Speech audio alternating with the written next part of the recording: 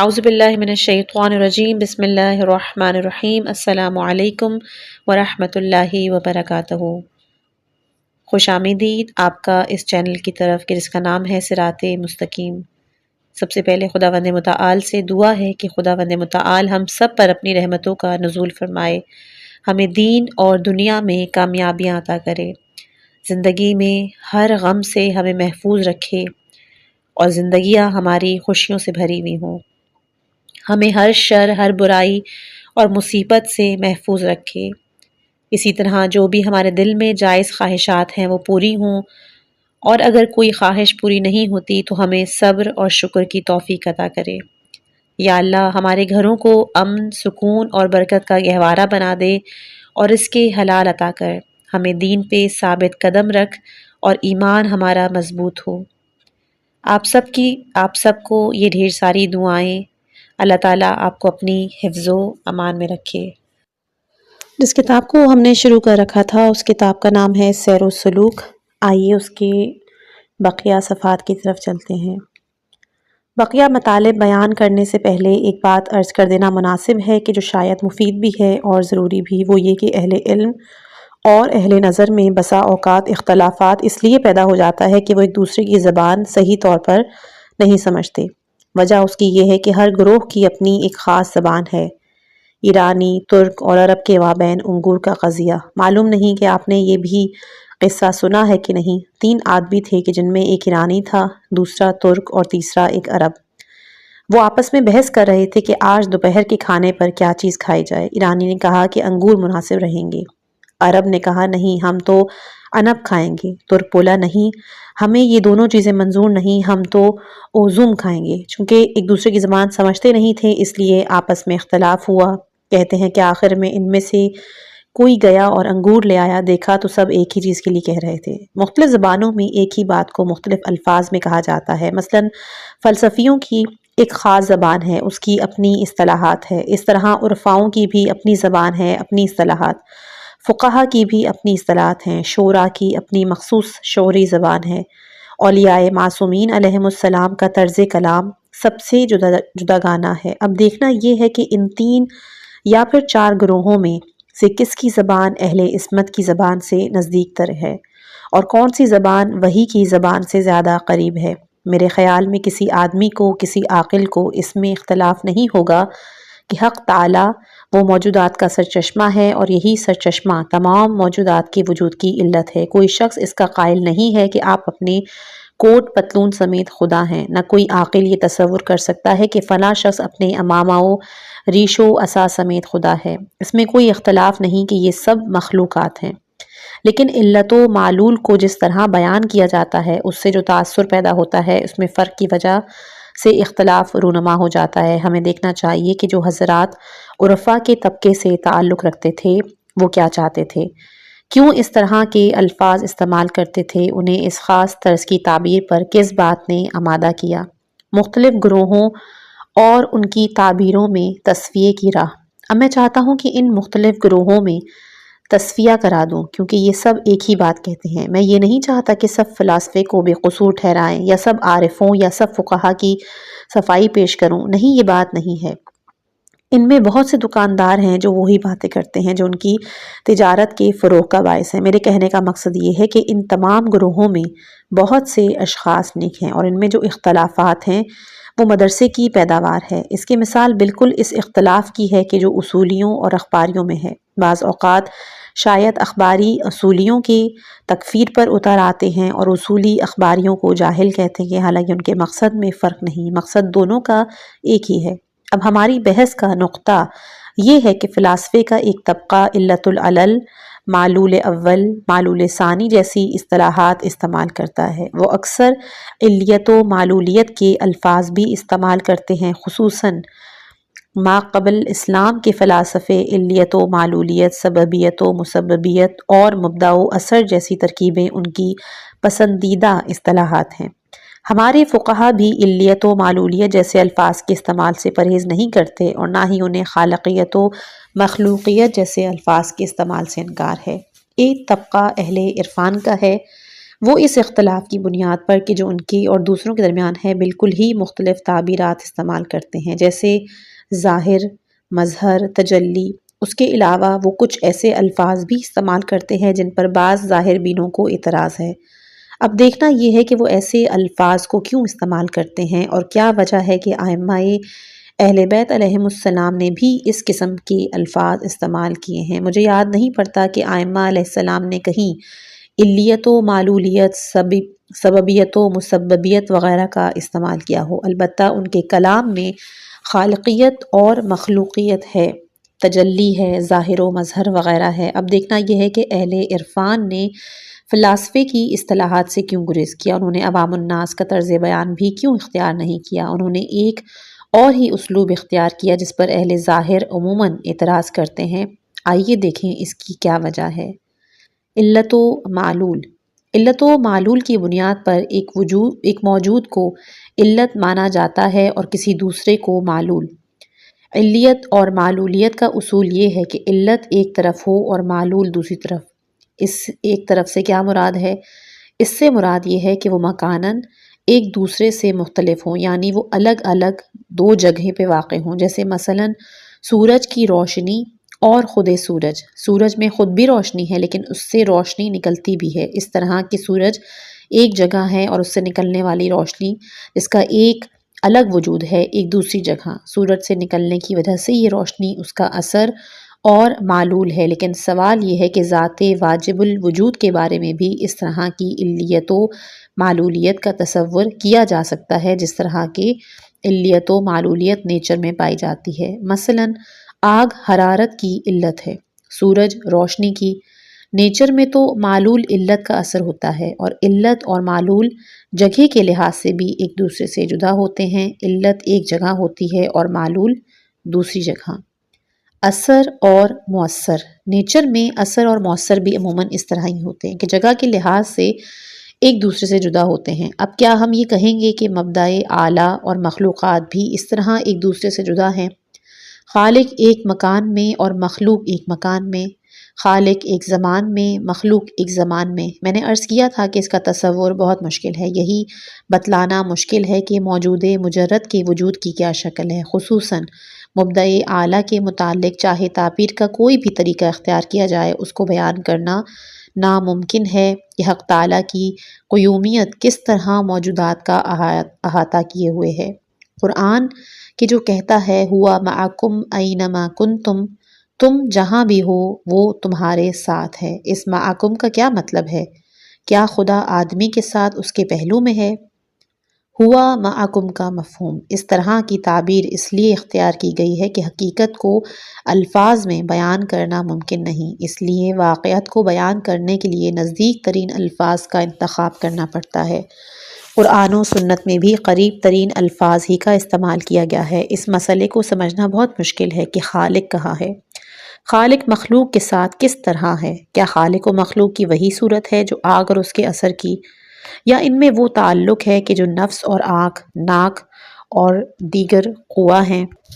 شاید یہ دوسری مثال حقیقت سے بہت قریب ہو، لیکن اس مثال سے بھی مفہوم پوری طرح ادا نہیں ہو سکتا۔ خالق پوری طرح مخلوق کا احاطہ کیے ہوئے ہے، اور یہ احاطہ قیومی احاطہ ہے، اس سے زیادہ کچھ کہنا مشکل ہے۔ اتنا کہا جا سکتا ہے کہ موجودات پر یہ قیومی احاطہ اس طرح ہے کہ کوئی جگہ ایسی نہیں جہاں خدا نہ ہو۔ لو دلیتم بحبل الی الارضین السفلی لحبتم الی اللہ، اگر تم سب سے نچلی زمینوں تک بھی لٹکا دیے جاؤ تب بھی تم وہاں خدا ہی کو پاؤ گے۔ یہ بھی محض کہنے کا ایک طریقہ ہے۔ مثلاً اگر یہ کہا جائے کہ سب کچھ اللہ ہی ہے تو اس کے یہ معنی نہیں کہ بالفرض اگر کوئی آدمی کہ جو عبا اور عمامہ پہنے ہوئے ہے وہ حق تعالیٰ ہے۔ ایسی بات تو کوئی شخص بھی قائمی ہوش و حواس نہیں کرے گا۔ ہم تعبیر کے لیے صرف ایسے الفاظ اختیار کر سکتے ہیں جو مفہوم سے زیادہ قریب ہوں۔ جو شخص ان مسائل سے واقف نہیں ہے، اس کی توجہ خالق و مخلوق کے تعلق کی طرف مبذول کرانے کے لیے بعض دفعہ یہ کہہ دیا جاتا ہے کہ یہ بھی صحیح ہے کہ سب کچھ اللہ ہی ہے۔ اس کا یہ مطلب نہیں کہ کسی خاص چیز کے متعلق کہا جا سکتا ہے کہ یہ خدا ہے۔ یہ دیکھیے مسلمان فلسفی یہ کہتے ہیں کہ صرف الوجود کل الاشیاء ولیس بشیء منہا، اللہ تعالیٰ خالص وجود ہے، وہ سب کچھ ہے مگر ان چیزوں میں سے کوئی چیز نہیں، سب کچھ ہے اور کچھ بھی نہیں۔ بظاہر یہ دو متضاد باتیں ہیں، مگر کہنے کا مطلب یہ ہے کہ ذات خداوندی ہر نقص سے پاک ہے، وہ خالص وجود ہے اور اس میں کوئی کمی یا عیب نہیں، وہ ہر کمال سے متصف ہے اور باقی سب موجودات ناقص ہیں، اس لیے وہ لیسا بشیء منہا ہے۔ اگر حق تعالیٰ دوسری موجودات میں سے ہوگا تو ناقص ہو جائے گا، مگر وہ ایک مکمل وجود ہے جو ہر نقص سے پاک ہے، اور جب وہ ہر نقص سے پاک ہے تو ایسا نہیں ہو سکتا کہ کوئی ایسا کمال ہو اس میں نہ ہو جو کمال بھی کسی مخلوق میں ہے، وہ اس کے کمال کا جلوہ ہے۔ جب ہر کمال اسی کا جلوہ ہے تو اپنی ذات میں کل کمال ہے۔ کل الاشیاء کا مطلب ہے کل الکمال، ولیس بشیء منہا کے معنی ہے ان میں کوئی نقص نہیں۔ کل الاشیاء کا یہ مطلب نہیں کہ تم بھی خدا ہو، اس لیے کہتے ہیں کہ لیسا بشیء منہا، یعنی یہ کہ وہ تمام کمال ہے جبکہ کوئی دوسرا موجود تمام کمال نہیں، چونکہ وہ تمام کمال ہے اس لیے ہر کمال سے متصف ہے۔ اسی کو اس طرح بیان کیا گیا ہے۔ اس طرح کی ایک اور مثال ہے، فرض کیجیے کہ کوئی ایسا شخص جسے ان مسائل سے آگاہی نہیں، یہ مصرع سنتا ہے چونکہ بیرنگی اسیر رنگ شد، اگرچہ اس مصرعے کا تعلق اس موضوع سے نہیں، لیکن کوئی اس پر توجہ نہیں دیتا کہ اس مصرعے کا حقیقت علمیہ سے کوئی تعلق نہیں، اس کا تعلق تو دراصل ایسی لڑائی سے ہے کہ جو دو آدمیوں کے درمیان ہے، مگر چونکہ لوگ مطلب نہیں سمجھتے اس لیے کچھ لوگوں نے کہا ہے کہ یہ تو کفر ہے، حالانکہ اس کا تعلق اس مسئلے سے قطعی نہیں، اور اس کا جو مطلب سمجھا جاتا ہے وہ غلط ہے۔ یہ ایک الگ مسئلہ ہے کہ دنیا میں جو جنگیں ہوتی ہیں وہ کس بات پر ہوتی ہیں، لڑائی کس بات پر ہوتی ہے، جنگ کی کیا بنیاد ہے۔ یہاں جو رنگ کا لفظ ہے اس سے مراد ہے تعلق۔ دوسرے جگہوں پر اور بعض دوسرے شاعراء کے کلام میں بھی یہ لفظ ان معنوں میں آیا ہے۔ کسی نے کہا ہے کہ از آنچے رنگ تعلق پذیرد آزاد است، رنگ اور بے رنگی۔ رنگ کے معنی ہیں تعلق اور بے رنگی سے مراد ہے بے تعلقی۔ اگر کسی خاص چیز سے طبیعت کو تعلق اور لگاؤ نہ ہو تو جھگڑا نہیں ہو سکتا۔ جھگڑے کی وجہ یہی ہے کہ آدمی کی طبیعت کو کسی چیز سے لگاؤ ہوتا ہے اور اسے اپنے لیے حاصل کرنے کی کوشش کرتا ہے۔ شاعر کہتا ہے کہ اصل فطرت میں رنگ نہیں ہے، اگر تعلق کا رنگ بیچ میں سے نکل جائے تو پھر جھگڑا نہیں ہوگا۔ حضرت موسیٰ علیہ السلام اور فرعون کے قصے میں جس طرح حضرت موسیٰ علیہ السلام بے تعلق تھے، اگر فرعون بھی اس طرح بے تعلق ہوتا تو یہ سب جھگڑا پیش نہ آتا۔ اگر کسی جگہ سب انبیاء علیہ السلام بھی جمع ہو جائیں تو کبھی جھگڑا نہ ہو، یہ سب جھگڑا تعلق کا ہے۔ بے رنگی سیر رنگ شد، فطرت جو بے تعلق تھی سب تعلق کے اسیر ہو گئے تو جھگڑے پیدا ہو گئے۔ اگر یہ تعلق کا کانٹا نکال دیا جائے تو حضرت موسیٰ علیہ السلام اور فرعون بھی آپس میں صلح کر لیں گے۔ اس مضمون کا تعلق حقانیت کے موضوع سے ہے ہی نہیں۔ جب کسی نے اس مصرعے پر اعتراض کیا ہے اسے یہ خیال نہیں آیا کہ یہ مصرعہ تو ان دو آدمیوں کے متعلق ہے کہ جو آپس میں لڑ رہے ہوں، نہ کہ اصل مسئلہ ہے۔ ائمہ علیہم السلام کی دعاؤں کے کلمات، کہ جو کلمات ائمہ اہل بیت علیہم السلام کی دعاؤں میں آتے ہیں وہ تو آپ کو معلوم ہے۔ آئیے دیکھیں کہ کیا اہل عرفان نے بھی اس طرح کے کلمات استعمال کیے ہیں جن کے بنا پر حقیقت سے ناواقف لوگوں نے ان پر کفر کا فتویٰ لگایا ہے، یا ان کے کلمات ان کلمات سے مختلف ہیں کہ جو ائمہ علیہ السلام کی زبان پر ہیں۔ یہ موضوع سیر روحانی سے متعلق ہے۔ مناجات شعبانیہ میں کچھ کلمات آئے ہیں کہ جن کا ہم ترجمہ بیان کریں گے۔ اے میرے خدا، مجھے توفیق دے کہ میں سب سے بالکل کٹ کر تیرا ہی ہو رہوں۔ ہمارے دل کی آنکھوں کو اپنے دیدار کے نور سے منور فرما تاکہ دل کی آنکھیں نور کے پردوں کو چاک کر کے عظمت کے سرچشمے تک پہنچ جائیں اور ہماری ارواح تیرے خطیرہ قدس میں معلق ہو جائیں۔ اور اس کے بعد یہ عبارت ہے کہ اے میرے خدا، مجھے ان لوگوں میں سے قرار دے کہ جن کو تو نے آواز دی تو انہوں نے لبیک کہا، اور تو نے ان پہ نظر کرم ڈالی تو وہ تیرے جلال کے باعث ہوش و حواس کو بیٹھے۔ ان الفاظ کا کیا مطلب ہے؟ اب کیا فرماتے ہیں یہ حضرات؟ یہی کچھ تو اہل عرفان بھی کہتے ہیں۔ ہمارے سب ائمہ علیہم السلام جو یہ دعا پڑھا کرتے تھے تو ان کا مقصد کیا تھا؟ کمالہ انقطاع الیک سے کیا مراد ہے؟ یعنی حبلی کمال اس سے کیا مراد ہے؟ امام کمال الانقطاع نصیب ہونے کی خدا سے دعا کرتے ہیں، حالانکہ سیر روحانی خود ان کا اپنا فعل ہے، مگر وہ اس کی دعا مانگتے ہیں۔ آخر یہ سب کیوں؟ ان القلوب ابصارنا، یہ دل کی آنکھیں کیا ہوتی ہیں جن سے وہ خدا کو دیکھنا چاہتے ہیں؟ پھر دل سے کیا مراد ہے؟ دل کی آنکھوں کا کیا مطلب ہے؟ پھر ان سب کی غایت یہ بیان کی گئی ہے کہ تخرق ابصار القلوب حجب النور، یعنی دل کی آنکھیں نور کے پردوں کو چاک کریں، عظمت کے سرچشمے تک پہنچیں اور ہماری ارواح تیری خطیرہ قدس میں معلق ہو جائے۔ یہاں معلق ہو جانے سے کیا مراد؟ پھر اس کے بعد جو ہے الہی اجعلنی، کہ تو یہاں جلال کے سبب ہکا بکا رہ جانا اور ہوش و حواس کو کھو بیٹھنا، یہ سب کیا ہے؟ یہی بات حضرت موسیٰ علیہ السلام کے بارے میں قرآن میں بھی کہی گئی ہے۔ اہل عرفان کی اصطلاح میں کہ جسے فنا کہا جاتا ہے، کیا یہ اس سے کچھ مختلف چیز ہے؟ اسی طرح درجہ بدرجہ بلند مراتب حاصل کرتے ہوئے سالک وہاں پہنچ جاتا ہے کہ جہاں دل کی آنکھیں سب پردوں کو چاک کر کے عظمت کے سرچشمے تک پہنچ جاتی ہیں۔ یہ عظمت کا سرچشمہ کیا ہے؟ اس تک پہنچ جانے سے کیا مراد؟ کیا یہ وہی وصول باللہ نہیں کہ جس کی اہل عرفان بات کرتے ہیں؟ کیا سرچشمہ عظمت خدا کے علاوہ بھی کچھ ہو سکتا ہے؟ سرچشمہ عظمت تو وہی ہوگا جس سے سب عظمتیں حاصل کی جا سکیں۔ اس سرچشمہ عظمت تک وصول کے بعد ہی نصیر ارواحنا معلقتاً بعز قدسی کا مرحلہ آتا ہے۔ یہ بھی وہی بات ہے کہ جو اہل عرفان کہتے ہیں۔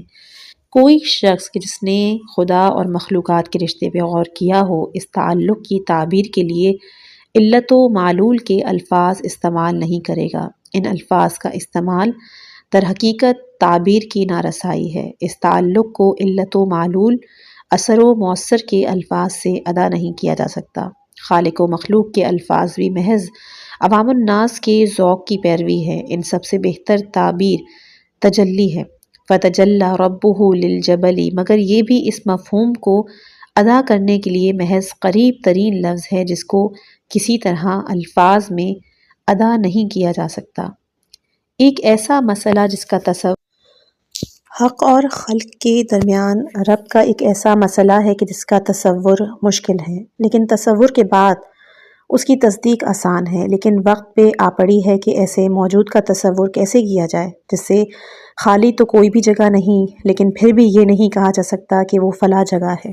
وہ ظاہر اشیاء ہے، وہ باطن اشیاء ہے اور اس کی معلول بھی ہے۔ وہ ظاہر میں بھی مؤثر ہے، وہ باطن میں بھی۔ اب بتائیے کہ یہ سب بیان کرنے کے لیے موضوع اور مناسب الفاظ کہاں سے لائے جائیں اور اس کی مطلب کو کیوں کر ادا کیا جائے؟ جو الفاظ بھی لائے جائیں مطلب ادا نہیں ہو سکتا۔ صرف یہی ہو سکتا ہے کہ جو اس کے اہل ہیں وہ دعا کریں، اور اس طرح دعا کریں جیسے مناجات شعبانیہ میں ہے، خدا سے التجا کریں کہ ایسا ہو جائے۔ لیکن یہ کوئی ایسی بات نہیں کہ اس کی وجہ سے ایک جماعت دوسری جماعت کو کافر ٹھہرائے یا ایک گروہ دوسرے گروہ کو جاہل قرار دے۔ اگر کوئی چاہے کہ اس مفہوم کو ادا کرے تو وہ اسے کیسے ادا کرے گا؟ یہ بھی سمجھنے کی کوشش کیجئے کہ دوسرے کیا کہتے ہیں، اس کے جذبات کو سمجھیے۔ جو صرف اس طرح اپنے دل کا دعا بیان کر سکتا ہے۔ بعض دفعہ ایسا ہوتا ہے کہ جب کسی کے دل میں نور معجزن ہوتا ہے تو وہ یہ بھی پکار اٹھتا ہے کہ سب کچھ وہی ہے۔ امام علی علیہ السلام اللہ کی آنکھ ہیں، اللہ کا نور ہیں۔ آپ دعا میں پڑھتے ہیں نا کہ علی عین اللہ، اس کا کیا مطلب ہے؟ امام علی علیہ السلام کے لیے عین اللہ، نور اللہ، ید اللہ کے الفاظ مشہور ہیں۔ ید اللہ کے کیا معنی ہے؟ یہ وہی الفاظ ہیں کہ جو اہل عرفان بھی استعمال کرتے ہیں۔ ہماری روایات میں بھی یہ آیا ہے کہ جو صدقہ فقیر کے ہاتھ میں دیا جاتا ہے وہ خدا کے ہاتھ میں پہنچاتا ہے۔ قرآن میں بھی ہے کہ وَمَا رَمَيْتَ إِذْ رَمَيْتَ وَلَكِنَّ اللَّهَ رَمَى، وہ کنکریاں آپ نے نہیں پھینکی جب آپ نے پھینکی بلکہ اللہ نے پھینکی۔ اس کا کیا مطلب ہے؟ یہ وہ بات ہے کہ جو آپ سب کہتے ہیں لیکن اہل عرفان کو دست خدا کی بات کرنے کی اجازت نہیں۔ جب وہ بیچارے صاف نہیں کہہ سکتے تو دوسرے طریقے سے کہتے ہیں۔ اس طرح کی تعبیرات قرآن اور خصوصاً دعاؤں میں بکثرت آتی ہے۔ جب قرآن اور دعاؤں میں یہ باتیں موجود ہیں تو اہل عرفان سے بدظنی کی وجہ یہ سمجھنے کی کوشش کیجئے کہ کہنے والے کا مقصد کیا ہے، اس نے اس طرح کیوں کہا ہے۔ ارے کیا تکلیف ہے کہ اس نے وہ الفاظ استعمال نہیں کیے کہ جو عام لوگ استعمال کرتے ہیں؟ اسے اگر معلوم معلوم بھی ہے کہ وہ عوام کی طرح کہتے ہیں تو کیا ہوا اگر اس نے وہ الفاظ استعمال نہیں کیے جو عام پسند ہیں، تو اس لیے کہ اس نے حقیقت کو قربان نہیں کیا بلکہ خود کو حقیقت پر قربان کر دیا۔ اگر ہم اس بات کو سمجھ سکیں تو ہم بھی وہی الفاظ استعمال کریں۔ چنانچہ قرآن نے بھی یہ تعبیر اختیار کی ہے، ائمہ علیہم السلام نے بھی اس طرح الفاظ کا استعمال کیا ہے۔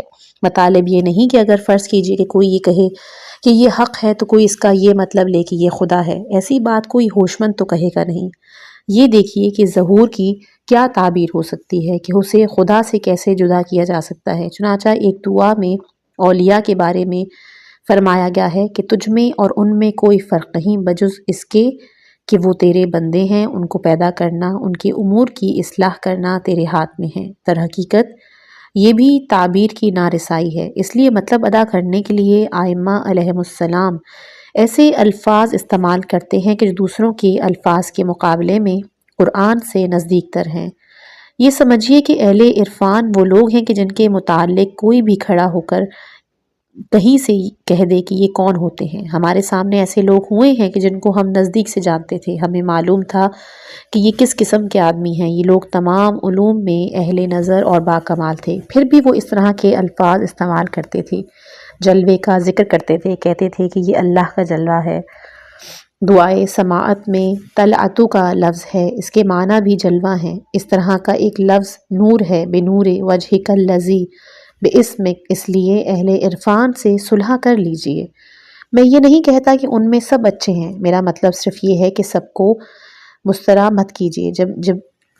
جب میں علماء کی تائید کرتا ہوں تب بھی میرا مطلب یہ نہیں ہوتا کہ میں ہر قسم اور ہر طرح کے علماء کی تائید کرتا ہوں۔ میرا مقصد یہی ہوتا ہے کہ سب کو رد مت کیجیے، یہ نہیں ہوتا کہ سب کو قبول کر لیں۔ یہاں بھی یہی بات ہے، یہ مت سمجھیے کہ جو بھی کوئی عارفانہ بات کرتا ہے وہ کافر ہے۔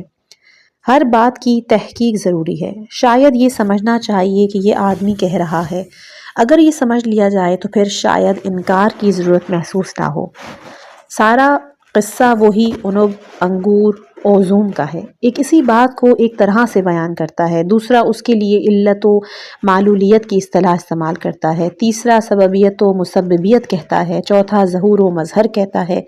یہ سب کبھی نہ کبھی ایسی جگہ پہنچ جاتے ہیں جہاں انہیں سمجھ میں آتا ہے کہ اس ہستی کے کن الفاظ سے تعبیر کی جائے جو ہر جگہ ہے لیکن وہ اشیاء میں سے کچھ بھی نہیں۔ اس لیے کہنے والا کبھی یہ کہہ دیتا ہے کہ علی ید اللہ، علی عین اللہ۔ قرآن کہتا ہے وما رمیت، نیز جس نے آپ سے بیعت کی اس نے خدا سے بیعت کی۔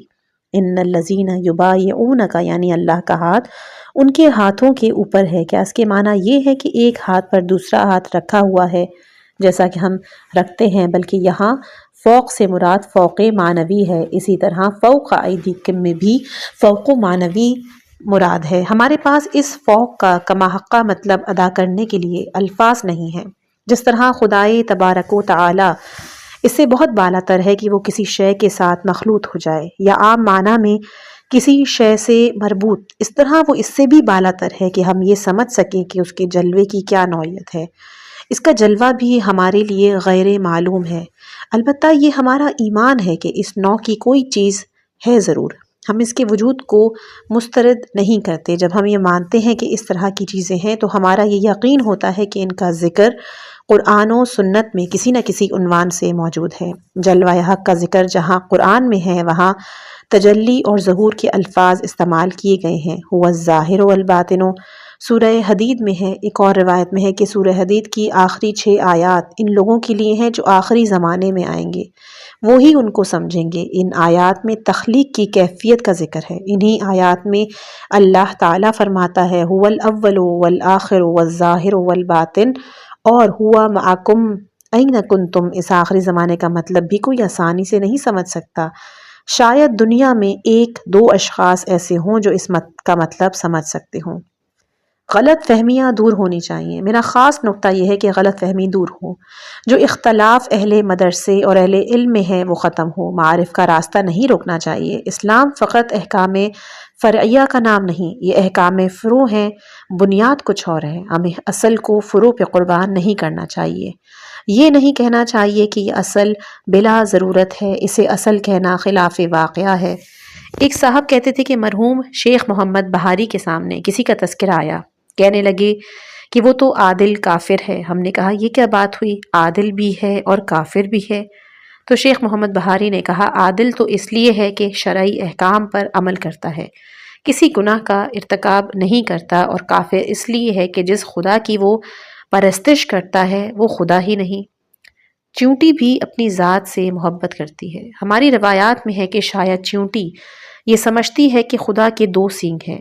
یہ حب نفس ہے جو معلوم ہوتا ہے کہ چیونٹی میں بھی ہے۔ یہ چیونٹی بھی ایک عجیب چیز ہے، اس کا خیال ہے کہ خدا کے دو سینگ ہیں، وہ سینگ ہونے کو کمال سمجھتی ہے۔ ہم بھی جب اپنی خوبی اور کمال کی بات کرتے ہیں تو کچھ اس طرح سے سوچتے ہیں، یہ وہی چیونٹی ہے کہ جو حضرت سلیمان علیہ السلام اور ان کے لشکریوں کے بارے میں کہتی ہے کہ انہیں سمجھ ہی نہیں۔ چیونٹیوں اپنے گھروں میں گھس جاؤ، کہیں ایسا نہ ہو کہ سلیمان اور ان کے لشکر بے سمجھے بوجھے تمہیں کچل دیں۔ وہ اس کی بات پر ہنستے ہوئے بولے کہ یہ مجھے بے سمجھ کہتی ہے۔ چیونٹی نے جو بات کہی سب جگہ ایسا ہی ہوتا ہے۔ ہدہد نے بھی اس طرح کہا تھا، احطت بما لم تحط بہ، یعنی مجھے وہ کچھ معلوم ہے کہ جو آپ کو معلوم نہیں۔ یہ بات ایسے آدمی سے کہی جا رہی ہے کہ جو پیغمبر ہے، اور اس کے اصحاب اور احباب میں ایسا آدمی بھی موجود ہے کہ جو بلقیس کے تخت کو چشم زدن میں حضرت سلیمان علیہ السلام کے پاس لے آیا۔ اب تک ایسا اتفاق کسی انسان کو پیش نہیں آیا۔ یہ کیسا قصہ تھا؟ یہ بات خود غیر معلوم ہے کہ کیا یہ کوئی بجلی کا مواصلاتی نظام تھا، یا کسی چیز کو معدوم کر کے دوبارہ وجود میں لانے کی صورت تھی؟ کیا اس تخت کو بجلی کی لہروں میں تبدیل کر کے پہنچایا گیا؟ آخر کیا بات تھی؟ روایات کے مطابق حضرت سلیمان علیہ السلام کے اصحاب میں سے ایک شخص اسم اعظم کا ایک حرف جانتا تھا، اور وہ ایسا تھا کہ پلک جھپکنے سے پہلے مطلوب کو حاضر کر دیتا تھا۔ ایسے پیغمبر کے سامنے ہدہد یہ کہے کہ احطتم بما لم تحط بہ، بہرحال شیخ مرحوم کے کہنے کی بنیاد یہ تھی کہ وہ جو کچھ سمجھتے تھے وہی کہتے تھے اور اس کے مطابق عمل کرتے تھے۔ بعض مسائل سے محروم رہنا بدقسمتی ہے۔ میرا خیال یہ ہے کہ اہل علم کے ایک گروہ کی جس میں بہت اچھے اور نیک لوگ شامل ہیں، بعض مسائل سے محرومی بدقسمتی ہے۔ ہم قم میں آئے تو مرزا علی اکبر قم میں تھے۔ جب قم میں حوزہ علمیہ قائم ہوا تو ایک مقدس شخصیت نے جو اب ہم میں نہیں رہی، کہا تھا دیکھو اب اسلام کی کیا نوبت آ گئی ہے کہ مرزا علی اکبر کے گھر میں اسلام کا کاروبار شروع ہوا ہے۔ علماء وہاں جا کر درس لیتے تھے۔ مرحوم آغا خان ساری، مرحوم آغا اشراقی جیسے بزرگ مرزا علی اکبر سے پڑھتے تھے، اور ان صاحب نے فرمایا تھا کہ دیکھو یہ نوبت آ گئی کہ اسلام کا کاروبار مرزا علی اکبر کے گھر میں شروع ہوا ہے۔ حالانکہ یہ صاحب نیک آدمی تھے، ان کے انتقال کے بعد بھی ان کے ایک نمائندے نے ممبر پر کہا تھا کہ میں نے خود مرزا علی اکبر کو قرآن کی تلاوت کرتے ہوئے دیکھا ہے۔ آغا شاہ آبادی مرحوم کو اس سے بہت تکلیف پہنچی تھی کہ ان صاحب نے یہ کہا کہ مرزا علی اکبر بھی قرآن پڑھتے تھے۔ بہر صورت اس طرح کی بدگمانیاں اور اپنے آپ کو ایک نیک کام سے علیحدہ رکھنا افسوسناک ہے۔ یہ صاحب ایک علمی مرکز میں شرکت سے بھی بہت نیکی کا کام ہے جو محروم رہے۔ اس باتوں کو چھوڑیے، فلسفہ تو بہت معمولی چیز ہے، کچھ لوگ کو اس پر بھی اعتراض ہے۔ اصل بات یہ ہے کہ لوگ ایک دوسرے کا مطلب نہیں سمجھتے، اسی سے یہ سب جھگڑے پیش آتے ہیں۔ اگر مطلب سمجھ لیں کوئی جھگڑا نہ رہے۔ ایک صاحب باہمی ریش و امامہ دوسرے صاحب کی تکفیر کرتے ہیں اس لیے کہ انہیں معلوم نہیں کہ دوسرے صاحب کہتے کیا ہیں۔ دوسرے صاحب کی خطا یہ ہے کہ وہ علیت و معلولیت جیسے الفاظ استعمال کرتے ہیں جو پہلے صاحب کی نظر میں ایسی تعبیریں ہیں جو خلاف واقعہ ہیں۔ میں نے عرض کیا تھا کہ اسم مسمى سے جدا نہیں، اسم ظہور ہے، علامت ہے، لیکن ایسی علامت نہیں جیسے کہ عام طور پر سنگ میل نصب کر دیے جاتے۔ اس لیے کہنا بھی مشکل ہے کہ فلاں چیز اللہ کی علامت ہے۔ قرآنی آیات میں جو الفاظ استعمال ہوئے ہیں وہ حقیقت سے نزدیک تر ہیں، پھر بھی وہ حقیقت کی کما حقہ نمائندگی نہیں کرتے۔ مسئلہ صرف یہ ہے کہ اس سے بہتر الفاظ موجود نہیں۔ میں نے عرض کیا تھا کہ قرآن ایک دسترخوان کی مانند ہے، ہر شخص اپنے ظرف کے مطابق مستفید ہو سکتا ہے، اس پر کسی ایک گروہ کی اجارہ داری نہیں۔ سب کا ہے، سب کو مستفید ہونے کا حق ہے۔ ائمہ اہل بیت علیہم السلام کی دعائیں معارف سے مالا مال ہیں، لیکن کچھ افراد کی کوشش ہے کہ لوگوں کو ان سے محروم کر دیں۔ دعاؤں میں معارف ہیں، دعائیں قرآن کی زبان ہیں، دعائیں شارع قرآن ہیں، وہ ان مسائل کی تشریح کرتی ہیں جن تک دوسروں کی رسائی نہیں ہوتی۔ لوگوں سے دعائیں چھڑانا بالکل غلط ہے۔ یہ کہنا درست نہیں کہ اب ہم قرآن پڑھنا چاہتے ہیں اس لیے دعا کچھ نہیں۔ لوگوں کو دعا سے انسیت پیدا کرنی چاہیے تاکہ خدا سے انسیت پیدا ہو۔ جن لوگوں کو خدا سے انسیت ہے ان کے نزدیک دنیا کی کچھ حقیقت نہیں۔ یہ وہ لوگ ہیں کہ جو اپنے آپ کو اہمیت نہیں دیتے، خدا کے کام میں مشغول رہتے ہیں۔ انہی میں وہ لوگ ہیں جو خدا کے لیے جہاد کرتے ہیں، دعائیں بھی پڑھتے ہیں۔ ان کے بھی یہی حالات تھے، لیکن وہ خدا کے لیے تلوار چلاتے تھے۔ لوگوں کو ان برکات سے محروم نہیں کرنا چاہیے۔ قرآن و دعا اس طرح ایک دوسرے سے جدا نہیں ہیں جس طرح رسول صلی اللہ علیہ وآلہ وسلم قرآن سے جدا نہیں۔ ہم یہ نہیں کہہ سکتے کہ ہمارے پاس قرآن ہے اس لیے ہمیں رسول صلی اللہ علیہ وآلہ وسلم کی ضرورت نہیں۔ قرآن و رسول ایک دوسرے سے جدا نہیں ہیں، وہ ہمیشہ اکٹھے ہی رہیں گے۔ ان میں جدائی کا سوال ہی پیدا نہیں ہوتا۔ ہم اگر الگ الگ حساب لگائیں اور یہ چاہیں کہ قرآن علیحدہ ہو، ائمہ علیہم السلام علیحدہ ہوں، دعائیں علیحدہ ہوں، دعاؤں کے متعلق بھی یہ کہیں کہ ہمیں دعاؤں سے مطلب نہیں اور دعا کی کتابوں کو آگ لگا دیں، یا فرض کریں کہ عارفوں کی کتابوں کو جلا دیں، تو جو لوگ ایسی باتیں کرتے ہیں اس کی وجہ یہ ہے کہ وہ بیچارے ناواقف ہیں۔ جب آدمی اپنی حد سے گزر جاتا ہے تو پھر وہ غلطی میں پڑ جاتا ہے۔ خسروی اور حافظ۔ خسروی ایک تاریخ نویس تھا، اس کی تاریخی معلومات اچھی تھیں، لکھنا بھی خوب تھا، لیکن اس میں غرور پیدا ہو گیا۔ نوبت یہاں پہنچی کہ پیغمبری کا دعویٰ کرنے لگا، دعاؤں کو بالکل تنہا چھوڑ دیا۔ قرآن کو ضرور مانتا تھا، نبوت کو اتنا گرایا کہ اپنی سطح پر لے آیا۔ خود تو اوپر اٹھ نہیں سکا، نبوت کو ہی گرا دیا۔ دعاؤں اور قرآن وغیرہ سب کا ساتھ تھا۔ عرفا، عارف، مسلک شعرا اور فلاسفہ سب ایک ہی بات کہتے ہیں۔ ان کے مطالب الگ الگ نہیں، صرف تعبیر کا فرق ہے، زبان مختلف ہے۔ شعر کی اپنی ایک خاص زبان ہے، حافظ کا خود اپنا ایک الگ اسلوب اور طرز بیان ہے۔ حافظ بھی وہی مسائل بیان کرتا ہے جو دوسرے کرتے ہیں، لیکن ایک دوسری زبان میں۔ زبانیں مختلف ہوں لیکن مضمون کی برکتوں سے لوگوں کو محروم نہیں کیا جا سکتا۔ ضرورت اس بات کی ہے کہ قرآن و سنت اور دعاؤں کے وسیع دسترخوان کی طرف لوگوں کو بلایا جائے تاکہ ہر شخص اپنے ظرف کے مطابق اس سے فیض اٹھا سکے۔ یہ تمہید تھی ان سب مضامین کی جو بعد میں پیش کیے جائیں گے۔ اگر زندگی رہی اور ہم نے بھی کسی وقت کوئی ایسی تعبیر بطور احتمال بیان کر دی تو یہ نہ کہیے کہ ہم بھی ان تعبیرات کو دوبارہ میدان میں لے آئے۔ نہیں، یہ بات نہیں، ان تعبیرات کو تو دوبارہ رواج پانا چاہیے۔ کچھ کاریگر قسم کے لوگ آغا شاہ آبادی مرحوم کے پاس آیا کرتے تھے۔ مرحوم ان کے سامنے بھی مسائل اسی طرح بیان کرتے تھے جیسے اور سب کے سامنے۔ میں نے ایک دن ان سے عرض کی کہ یہ لوگ اور یہ مسائل، کہنے لگے چھوڑو، یہ کفریات ان کے کانوں میں بھی پڑ جائیں تو اچھا ہے۔ ہمارے ہاں بھی کچھ ایسے لوگ تھے۔ یہ نہیں کہا جا سکتا کہ کون، کسی کا نام لینا غلطی ہوگی۔ اب موضوع بحث یہ ہے کہ بسم اللہ الرحمن الرحیم میں بھی الرحمن الرحیم ہے اور الحمدللہ رب العالمین کے بعد بھی رحمان رحیم ہے۔ بسم اللہ میں رحمان رحیم کے الفاظ اس کی بھی صفت ہو سکتے ہیں اور اللہ کی بھی، دونوں احتمال۔ خداوند متعال کا لاکھ شکر ادا کروں گی کہ خدا نے زندگی بخشی کہ میں اس کتاب کو تمام کر سکوں، اور آپ تمام سننے والوں کی بھی تہہ دل سے شکر گزار ہوں جنہوں نے بہت صبر اور شکر کے ساتھ اس کتاب کی ویڈیوز کے لیے انتظار کیا۔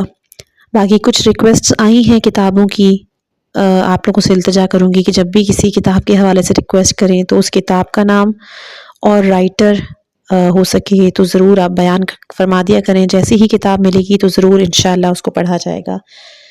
اس کتاب کی کچھ مفاہیم مشکل ہیں اور کچھ ایسی اس کی ویڈیوز آپ کو ملی ہوں گی جس کو سمجھنا مشکل ہوگا۔ اس کو بار بار اگر آپ ریپیٹ کریں گے، سنیں گے تو پھر انشاءاللہ کہ وہ مواد آپ کو سمجھ میں آ جائیں گے۔ خدا سے دعا کرتی ہوں کہ جس نیت سے یہ چینل کھولا گیا ہے، کتب بینی کے حوالے سے، اسلامی تعلیمات کے حوالے سے، حقیقتاً خدا میری زبان میں وہ تاثیر پیدا کرے کہ وہ مطالب میں آپ لوگوں تک پہنچا سکوں۔ اس کے علاوہ جو بھی میرے اس چینل پہ نئے ہیں، جو میری آواز کو پہلی دفعہ سن رہے ہیں، آپ پلے لسٹ میں جا کے مختلف اور کتب بھی ہیں ان کو بھی سن سکتے ہیں، کیونکہ اس والی کتاب کا تو اختتام ہو چکا ہے۔ اس کو آپ شروع سے سنیے تاکہ آپ کو پوری طرح سے یہ کتاب سمجھ میں آ سکے۔ میرے چینل کو سبسکرائب کرنا مت بھولیے گا۔ اگر کوئی کمی بیشی ہو تو کمنٹ کرنا مت بھولیے گا۔ اس کو ضرور لائک کیجئے، شیئر کیجئے، تاکہ جو علم دیا جانے کی کوشش کی جا رہی ہے وہ حقیقتاً سب تک پہنچ سکے۔ اپنی خاص دعاؤں میں یاد رکھیے گا۔ والسلام علیکم ورحمۃ اللہ وبرکاتہ۔